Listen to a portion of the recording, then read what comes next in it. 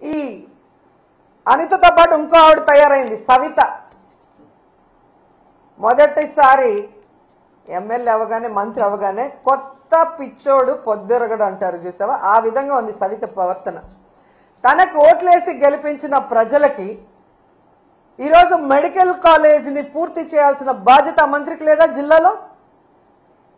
ఈరోజు చంద్రబాబు నాయుడు మీద ఒత్తిడి తీసుకొచ్చి ఆ కాలేజీని పూర్తి చేయడం ఆమెకి చేత కాదు.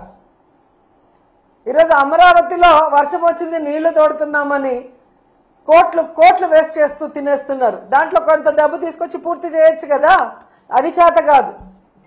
ఈరోజు మీ వెనకబడిన ప్రాంతం అనంతపురంలో పేద ప్రజలకి ఒక నాణ్యమైన వైద్యాన్ని అందించే విధంగా చంద్రబాబు నాయుడు కూడా చేయని ఆలోచన జగన్మోహన్ రెడ్డి గారు చేసి అక్కడ కాలేజీని నిర్మాణం స్టార్ట్ చేస్తే అది పూర్తి చేసుకోకుండా దాన్ని అమ్మకానికి కేబినెట్ లో పెడితే ఎలా సిగ్గు లేకుండా దానికి మద్దతు తెలిపావని సరితను అడుగుతున్నా నేను. మళ్ళీ నువ్వు కూడా మాట్లాడేదన్నా జగన్మోహన్ రెడ్డి గారి గురించి?